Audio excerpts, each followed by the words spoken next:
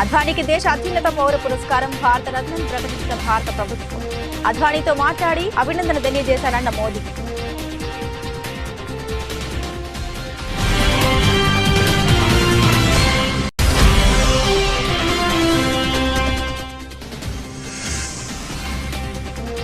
హైదరాబాద్ వేదికగా జార్ఖండ్ ఎమ్మెల్యేల క్యాంపు రాజకీయం. షామీర్పేట రిసార్టుకు తరలింపు.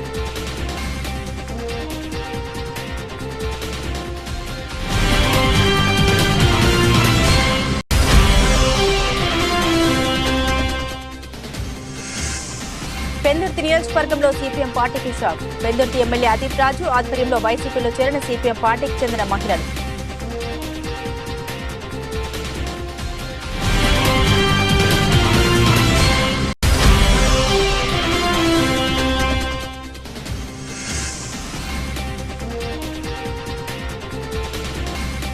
బీఆర్ఎస్ పార్టీకి రాజీనామా చేసిన మాజీ డిప్యూటీ సీఎం తాటికొండ రాజయ్య. కాంగ్రెస్ పార్టీలో చేరనున్న Tatikonda Rajaiah.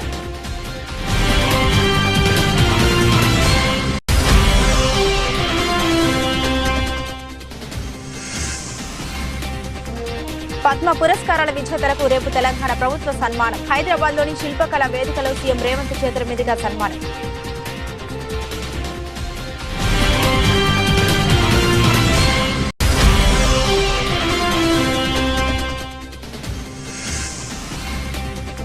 Under-19 world cup లో కొనసాగుతున్న భారత్ జైత్రయాత్ర. నేపాల్పై విజయంతో సెమీస్ భర్తీ ఖరారు.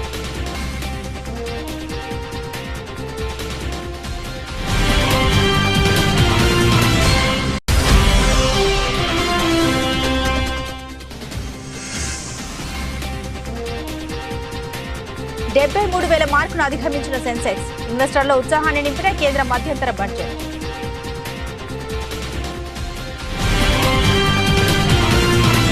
బీజేపీ అగ్రనేత రాజకీయ కురువృద్ధుడు అద్వానీని భారత ప్రభుత్వం దేశ అత్యున్నత పౌర పురస్కారం భారత రత్నకు ఎంపిక చేసింది. ఈ విషయాన్ని ప్రధాని నరేంద్ర మోదీ ఎక్స్ వేదికగా ప్రకటించారు. ఎల్కే అద్వానీ గారికి భారత రత్న పురస్కారం ఇవ్వబడుతోందనే విషయాన్ని పంచుకోవడం చాలా సంతోషంగా ఉందన్నారు. ఆయనతో నేను మాట్లాడాను. ఈ పురస్కారాన్ని పొందబోతున్నందుకు అభినందన తెలియజేశాను. సమకాలీన కాలంలో అత్యంత గౌరవనీయులైన రాజనీతిజ్ఞుల్లో అద్వానీ ఒకరు. మన దేశ అభివృద్ధికి ఆయన చేసిన సేవలు కృషి చిరస్మరణీయమైనవి. అట్టడుగు స్థాయిలో పనిచేయడం దగ్గర నుండి దేశానికి ఉప ప్రధానమంత్రి చేయడం వరకు ఆయన జీవితం ఎంతో ఉన్నతమైనది. దేశ హోంమంత్రిగా, సమాచార శాఖ మంత్రిగా కూడా ఆయన సేవలందించారు. ఆయన పార్లమెంటరీ జోక్యాలు ఎంతో ఆదర్శప్రాయమైనవి, ఎంతో ఆలోచనప్రాయమైనవి అని మోదీ ట్వీట్ చేశారు. అద్వానీతో దిగిన ఫోటోలను కూడా మోదీ షేర్ చేశారు.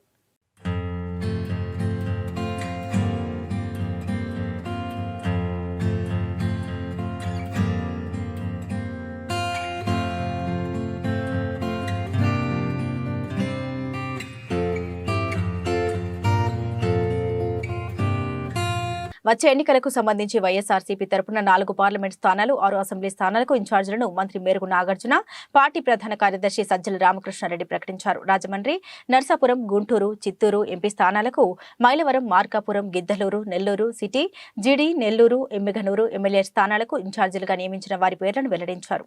వైఎస్ఆర్ కాంగ్రెస్ పార్టీ తరపున వచ్చే సార్వత్రిక ఎన్నికల్లో పోటీ చేసే పార్లమెంటుకు, అలాగే అసెంబ్లీకి కొన్ని నియోజకవర్గాలు ఫైనలైజ్ అయ్యాయి.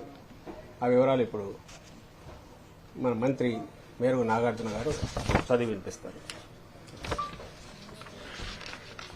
ముఖ్యమంత్రి, పార్టీ అధ్యక్షులు వైఎస్ జగన్మోహన్ రెడ్డి గారి ఆదేశాల మేరకు ఈ క్రింది పేర్కొన్న లోక్సభ, అసెంబ్లీ నియోజకవర్గాల ఇన్ఛార్జీలను నియమించడం జరిగింది. రాజమండ్రి ఎంపీ పార్టీ సమన్వయకర్తగా డాక్టర్ గూడూరి శ్రీనివాస్, అలాగే నర్సాపురం ఎంపీ పార్టీ సమన్వయకర్తగా అడ్వకేట్ గూడూరి ఉమాబాల, గుంటూరు ఎంపీకి పార్టీ సమన్వయకర్తగా Ummareddy Venkataramana, Guntur MP Ummareddy Venkataramana, Chittoor MP S Reddeppa, ఎవరైతే పార్లమెంట్ సభ్యులుగా ఉన్నారో వారిని, మైలవరం సమన్వయకర్తగా సర్నాల తిరుపతిరావు యాదవ్, మైలవరం సమన్వయకర్తగా సర్నాల తిరుపతిరావు యాదవ్, అలాగే మార్కాపురం సమన్వయకర్తగా అన్నా రాంబాబు, గిద్దలూరు సమన్వయకర్తగా కె నాగార్జునరెడ్డి, నెల్లూరు సిటీ సమన్వయకర్తగా ఎండి ఖలీల్, నెల్లూరు డిప్యూటీ మేయర్ గారు వారు. అట్లాగే జీడీ నెల్లూరు సమన్వయకర్తగా ప్రస్తుత ఉప ముఖ్యమంత్రి వర్యులు కె నారాయణస్వామి, ఎమ్మిగినూరు సమన్వయకర్తగా బుట్టా రేణుక, వీరిని సమన్వయకర్తలుగా గౌరవ ముఖ్యమంత్రి గారు ఆదేశం మేరకు నియమించడం జరుగుతూ ఉంది. జార్ఖండ్ జేఎంఎం ఎమ్మెల్యేలు హైదరాబాద్ కు చేరుకున్నారు. మాజీ ముఖ్యమంత్రి హేమంత్ సోరెన్ అరెస్టు తదనంతర పరిణామాల నేపథ్యంలో ఎమ్మెల్యేలను కాపాడుకోవడం కోసం వారిని హైదరాబాద్ కు తరలించారు.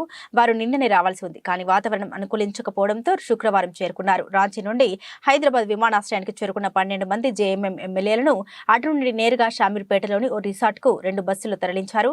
ఈ నెల 5న జార్ఖండ్ అసెంబ్లీలో కొత్త ముఖ్యమంత్రి చంపై సోరెన్ బల నిరూపణ చేసుకోవాల్సి ఉంది. ఈ నేపథ్యంలో జేఎంఎం కాంగ్రెస్ పార్టీ కూటమి అప్రమత్తమైంది. జార్ఖండ్ ఎమ్మెల్యేల బాధ్యతల్ని మంత్రి పొన్నం ప్రభాకర్ చూసుకుంటున్నారు. అసెంబ్లీ బల నిరూపణ వరకు ఎమ్మెల్యేలు హైదరాబాద్ లోనే ఉండనున్నారు.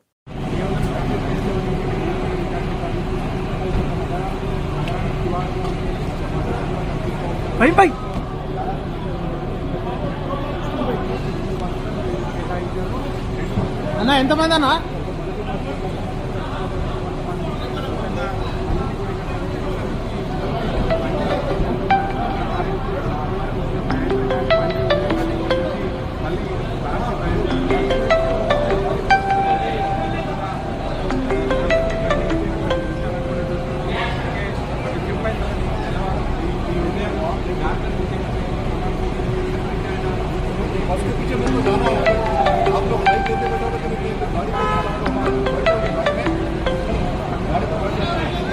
పెందుర్తి నియోజకవర్గంలో సిపిఎం పార్టీకి షాక్ తగిలింది. పెందుర్తి ఎమ్మెల్యే అదీప్ రాజు ఆధ్వర్యంలో వైసీపీలో చేరిన సిపిఎం పార్టీకి చెందిన మహిళలు సుమారు 100 మంది సిపిఎం పార్టీకి చెందిన మహిళలు వైసీపీలో చేరారు. వైసీపీలో చేరిన మహిళలకు పార్టీ కండవా కప్పి వైసీపీలో ఒక ఆహ్వానించిన ఎమ్మెల్యే, అభివృద్ధి సంక్షేమం చూసి వైసీపీ పార్టీలోకి మహిళలు చేరినట్లు వెల్లడించిన ఎమ్మెల్యే వచ్చే ఎన్నికల్లో మళ్లీ వైసీపీ పార్టీ విజయం సాధిస్తుందని వెల్లడి. నమస్కారం. ఈరోజు శుభదినం అని చెప్పాలి. ఎందుకంటే వాళ్ళు ముఖ్యంగా పెందుర్తి అర్బన్ ప్రాంతంలో ఎప్పటి నుంచో కూడా సిపిఎం పార్టీకి వెన్నుదన్నుగా ఉంటూ అనేకమైనటువంటి ఉద్యమాల్లో పాల్గొన్నటువంటి రజనీ అక్క గారు ఈరోజు వైఎస్ఆర్ కాంగ్రెస్ పార్టీ మీద అభిమానంతో వాళ్ళ పార్టీలో జాయిన్ అవడం అనేటువంటిది చాలా సంతోషం. హృదయపూర్వకంగా రజనీ అక్క గారిని వాళ్ళ కండువా కప్పి మా పార్టీలో ఆహ్వానిస్తున్నాం. వాళ్ళు వైఎస్ఆర్ కాంగ్రెస్ పార్టీ ప్రభుత్వం అధికారంలోకి వచ్చిన తర్వాత ఏవైతే సంక్షేమ కార్యక్రమాలు అందించామో గతంలో నేను చెప్పినటువంటి విధంగా ఎక్కడా కులం కానీ, మతం కానీ, ప్రాంతం కానీ, రాజకీయం కానీ చూడకుండా అర్హులైనటువంటి ప్రతి ఒక్కరికి కూడా సంక్షేమ కార్యక్రమాలు అందించాం. మరి ఇటువంటి సంక్షేమ పాలన మళ్ళీ రావాలి అనేటువంటి ఒక సంకల్పంతో అందరం కూడా పనిచేస్తున్నాం.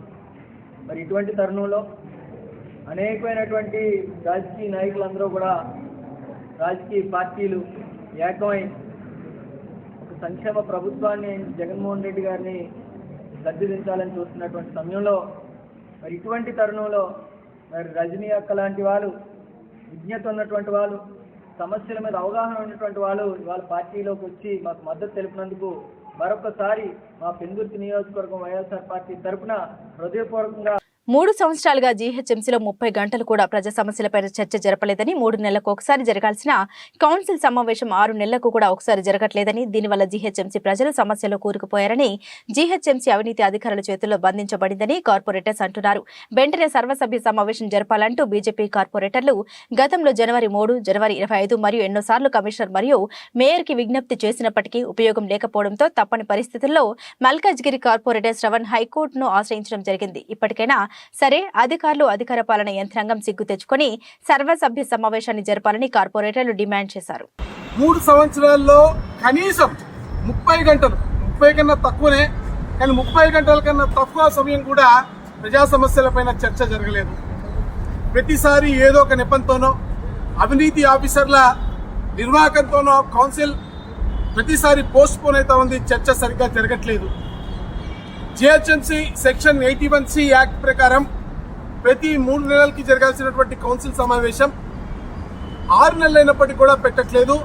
పెట్టిన ప్రతిసారి కూడా తూతూ మంత్రంగా చర్చ లేకుండా ఏదైతే అజెండా పెడతా ఉన్నారో ఆ అజెండా పైన డిస్కషన్ లేకుండా ప్రశ్నలు ఏవైతే సభ్యుల దగ్గర తీసుకోవాల్సిన ప్రశ్నలు ఉన్నాయో ఆ ప్రశ్నలు కూడా కనీసం పూర్తిగా చర్చకు రానియకుండా సభ్యులకు కూడా పూర్తిగా మాట్లాడే అవకాశం ఇవ్వకుండా అంత తొందర ఏమొచ్చింది? కౌన్సిల్ సమావేశం 2 గంటల్లో 3 గంటల్లో పెట్టేదే 6 నెలలకోసారి.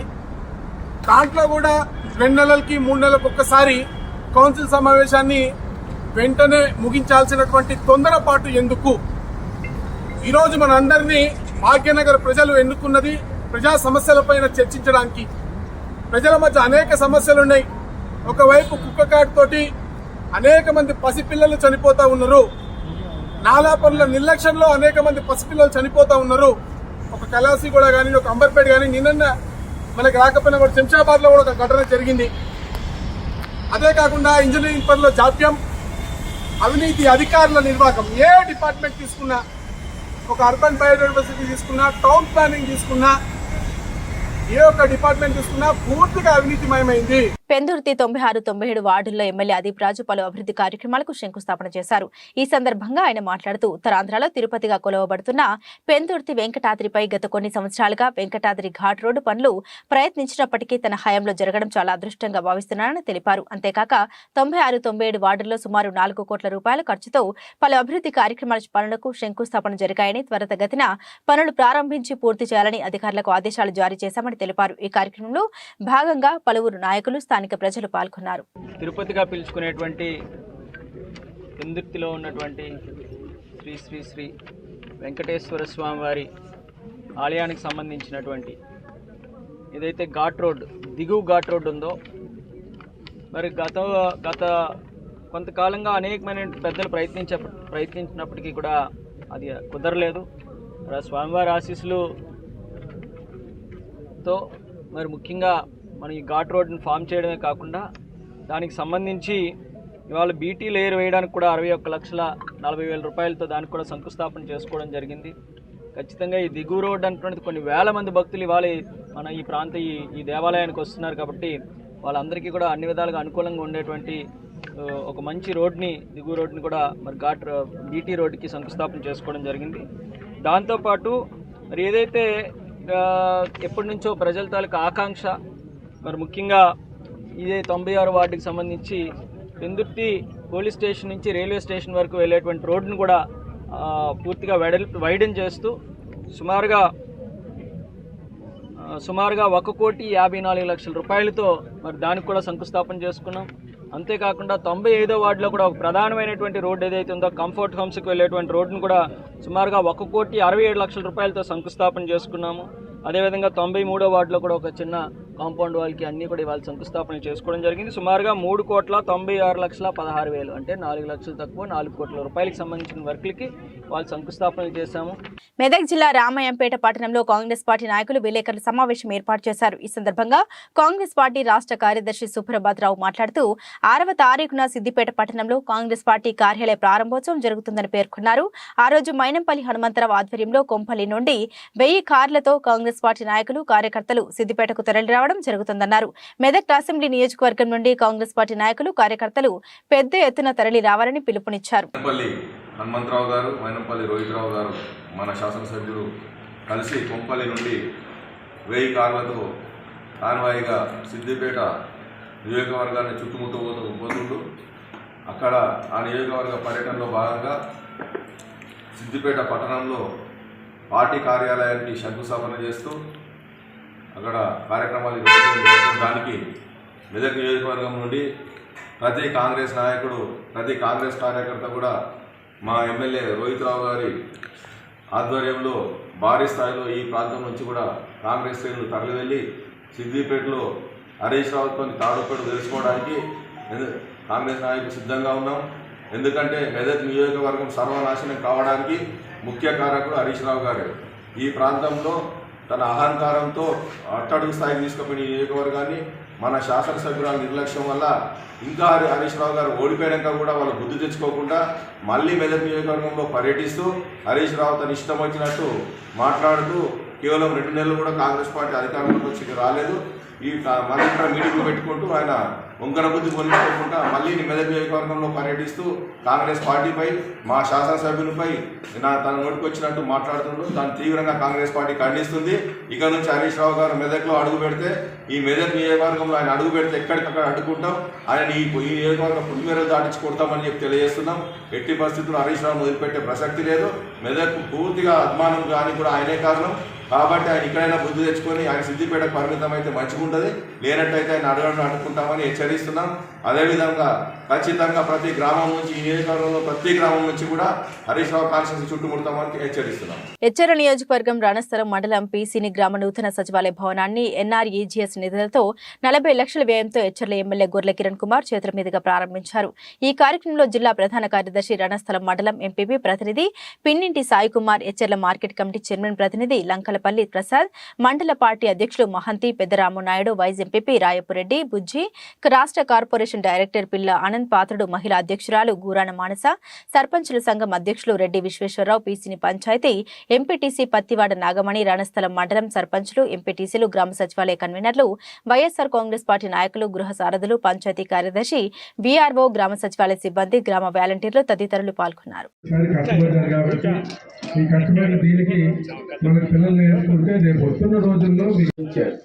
ఇచ్చిన తర్వాత మనకి డబ్బా సచివాలయం కాదు పక్కన పెట్టి, కానీ 100 సచివాలయాలు, 100 రైతు భరోసా కేంద్రాలు, 100 వెల్నెస్ సెంటర్లు మన పేరు మీద ఆ గ్రామాల్లో అప్పుడు పూర్వం మన పెద్దలు ఉండేవి. మండల పరిషత్ దీంట్లో సూర్యనారాయణ నాయుడు గారి పేరు లేకపోతే శ్రీరామ నాయుడు గారి పేర్లు ఉండేవి. అలాగే అన్ని గ్రామాల్లో మనం వెళ్ళేసరికి మన పేరు ఆ విధంగా ఆ గ్రామాల్లో ఒక శిలాఫలకాల మీద కనబడితే మనకు అది జీవితమే మనకి ఒక ఆనందదాయకమైన రోజులేదు. ఇవన్నీ కాదు. కాబట్టి ఇలాగే ప్రతి గ్రామంలో కూడా సర్పంచులు కానీ ఎంపీటీసీలు కానీ కలిసికట్టుగా పనిచేసి కార్యకర్తలు కానీ మళ్ళీ జగన్మోహన్ రెడ్డి గారు వస్తేనే మళ్ళీ ప్రజలందరికీ మంచి చేయగలుగుతాం.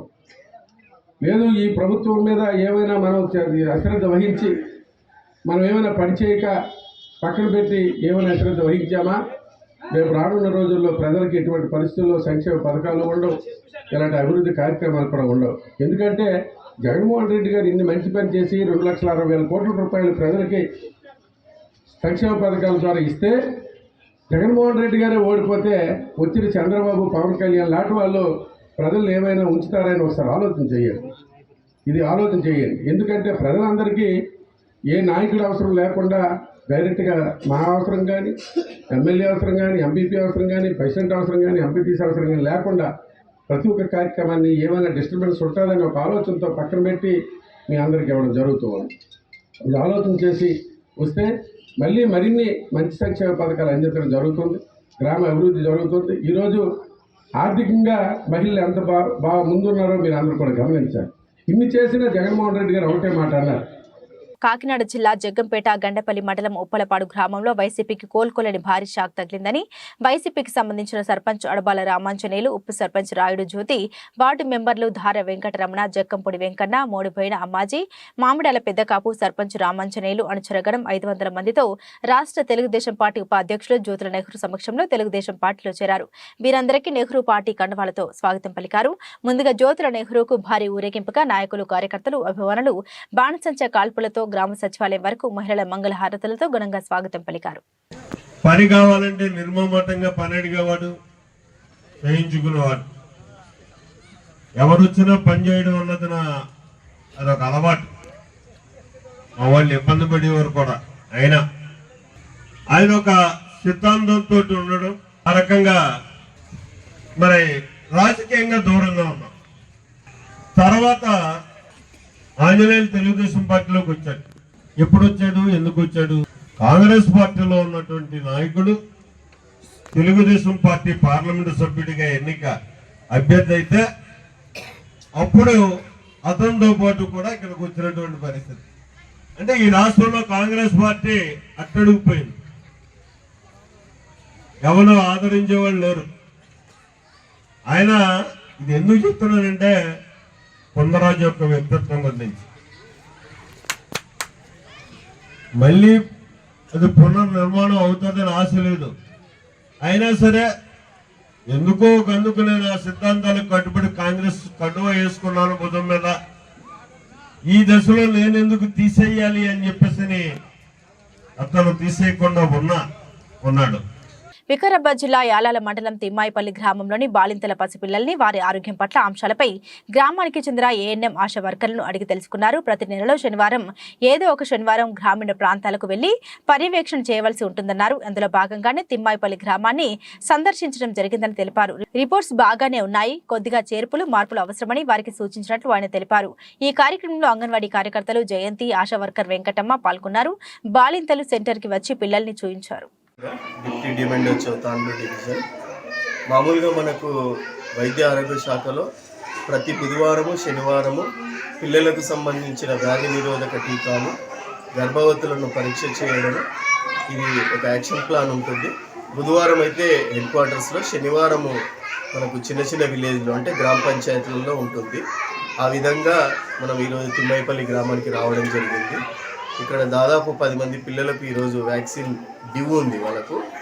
దానికి మన ఏఎన్ఎంస్, ఆశాలు, ఇక్కడున్న ఎమ్మెల్యేహెచ్పీలు చేయడం జరుగుతుంది. ఇంకా వీటితో పాటు మనకు ఎన్సిడి అనే ఒక ప్రోగ్రాం ఉంది. ఈ నెలలో లెప్రసీ అవేర్నెస్ స్పర్శ అని ఒక ప్రోగ్రాం జరుగుతుంది. టీవీకి సంబంధించినవి జరుగుతున్నాయి. అన్నీ మొత్తం మీద ప్రతి నెలలో ఒక శనివారం ఈ తిమ్మాయిపల్లి గ్రామంలో వైద్య ఆరోగ్య శాఖకు సంబంధించిన అన్ని ప్రోగ్రామ్స్ కూడా మా ఎమ్మెల్యేహెచ్పీ కానీ, ఏఎన్ఎం కానీ, ఆశా కార్యకర్త కానీ దాన్ని పూర్తి చేయడం జరుగుతుంది. వాళ్ళ రికార్డ్స్ అవన్నీ చూస్తే సంపూర్తిగానే ఉన్నాయి. చిన్న చిన్న పొరపాట్లు ఉన్నాయి. అవన్నీ కూడా వాళ్ళకు ఎలా సరిదిద్దుకోవాలో చెప్పడం జరుగుతుంది. శాసనసభ ఎన్నికల్లో ఓటమి పాలై ఢీలా పడిన బీఆర్ఎస్ పార్టీకి భారీ షాక్ తగిలింది. తెలంగాణలో తొలి డిప్యూటీ సీఎం మాజీ ఎమ్మెల్యే తాటికొండ రాజయ్య బీఆర్ఎస్ కు రాజీనామా చేశారు.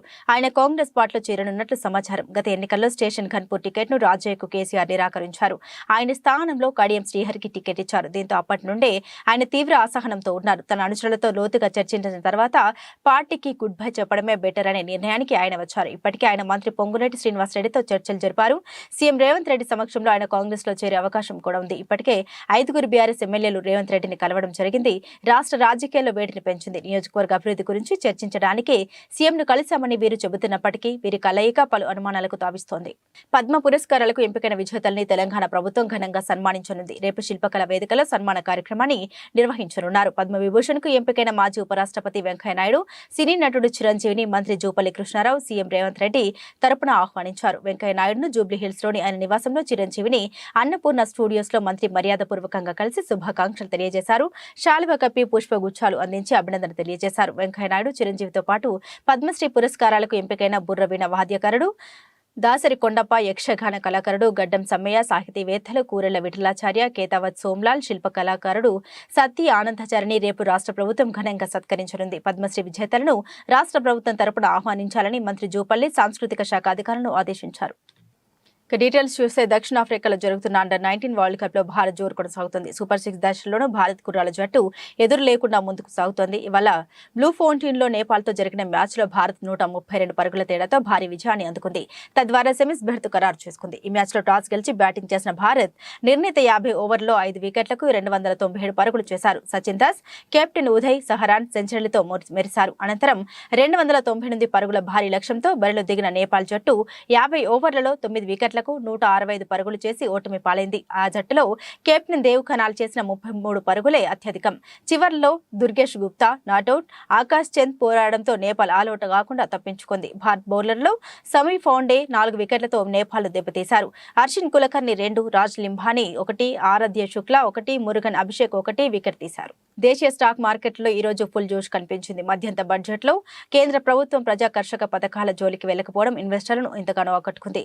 ఈ క్రమంలో మార్కెట్లు ఈ రోజు పరుగులు పెట్టాయి. సెన్సెక్స్ ఒకానొక సమయంలో 73,000 మార్కును అధిగమించి 73,089కి చేరుకుంది. అయితే ఇన్వెస్టర్లు లాభాల స్వీకరణకు మొగ్గు చూపడంతో భారీ లాభాలు ఆవిరయ్యాయి. ఈ రోజు ట్రేడింగ్ ముగిసే సమయానికి సెన్సెక్స్ 440 పాయింట్లు పెరిగి 72,086కు చేరుకుంది. నిఫ్టీ 156 పాయింట్లు ఎగబాకి 21,854 వద్ద స్థిరపడింది. BSE Sensex top gainers power grid corporation 4.10%, NTPC 3.34%, TCS 2.98%, Tata steel 2.89%, JSW steel 2.74%, top losers Axis bank -1.42%, HDFC bank 1.33%, Hindustan Unilever -0.81%, ITC -0.60%, L and T -0.57%. Bulletin ముగించే ముందు హెడ్లైన్స్ మరోసారి.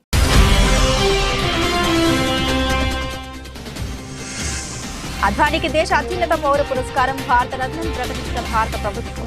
అద్వానీతో మాట్లాడి అభినందన తెలియజేశారన్న మోదీ.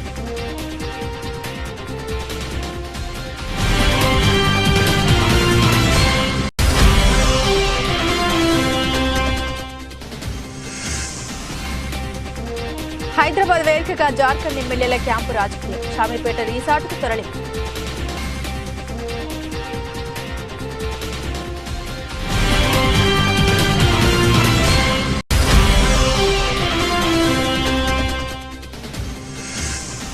పెందుర్తి నియోజకవర్గంలో సిపిఎం పార్టీకి షాక్. పెందుర్తి ఎమ్మెల్యే అదీప్ రాజు ఆధ్వర్యంలో వైసీపీలో చేరిన సిపిఎం పార్టీకి చెందిన మహిళలు.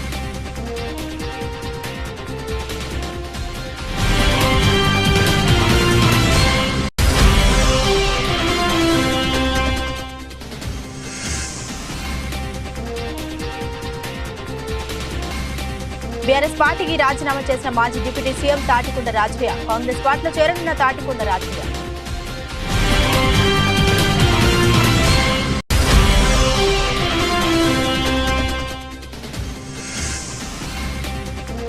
పద్మ పురస్కారాల విజేతలకు రేపు తెలంగాణ ప్రభుత్వ సన్మానం. హైదరాబాద్లోని శిల్పకళా వేదికలో సీఎం రేవంత్ చేతుల మీదుగా సన్మానం.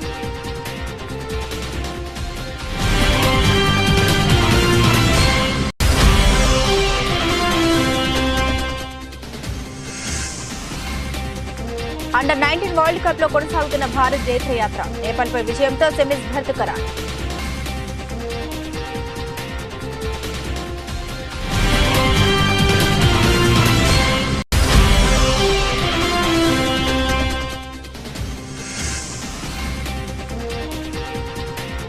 $73,000 మార్కును అధిగమించిన సెన్సెక్స్. ఇన్వెస్టర్ల ఉత్సాహాన్ని నింపిన కేంద్ర మధ్యంతర బడ్జెట్.